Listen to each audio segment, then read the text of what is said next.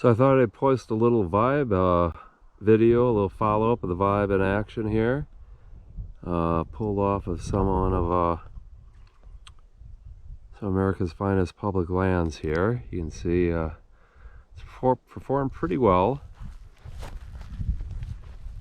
I'll say one feature that has been good is these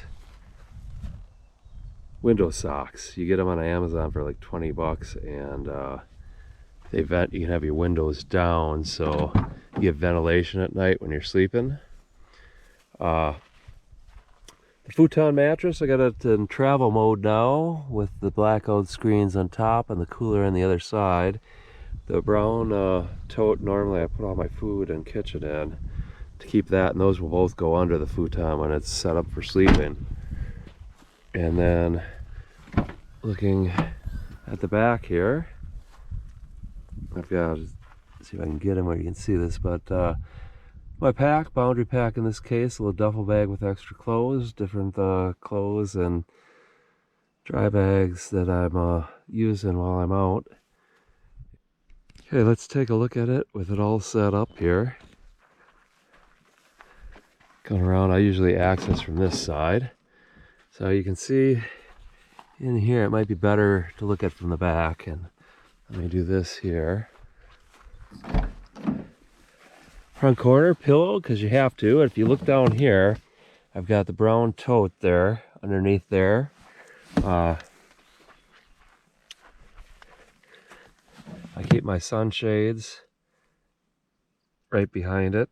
It's all nice, basically level with the deck. Look at the setup from the back here. And see, I sleep diagonally because I'm like 6'4" and I need a little extra room. So I've got my boundary pack, duffel, and a little dry bag for the canoe trip set there. Plenty of room to put your essentials next to it. And then on this side, the cooler rides underneath on the other side. So I'm working pretty good. I'm quite happy with it.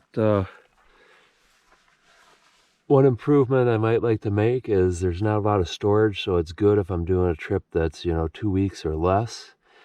But if I were to take it out for a whole summer, I would need to bring a little more gear and would need a little more storage. So there may be a build out in the future here, a little platform to raise this sleeping surface up a little bit.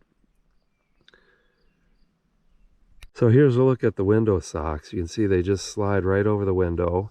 You roll the window down, and I think they're more designed for shade, but they let ventilation in too. So that being said, I will say there are a couple drawbacks, not the shade's fault, but if it rains, you have to have the window up because the rain will fall inside the car and run down the inside of the door. And even if you have the sock on with the window rolled up, water will seep in through the sock and the door and start to drip too a little bit. So you got to take them off when it rains. I'm going to look into getting some little rain shields to put over and see if I can buy it where I can have the window down a few inches, when it rains, because condensation really builds up when it rains. That being said, they could be a better flow. Part of the reason because you're pulling it over and it's on both sides. It's got to flow through 2 screens, and it's fine under certain circumstances, like up here camping, where it's in the upper 60s to mid 70s and maybe 40s at night.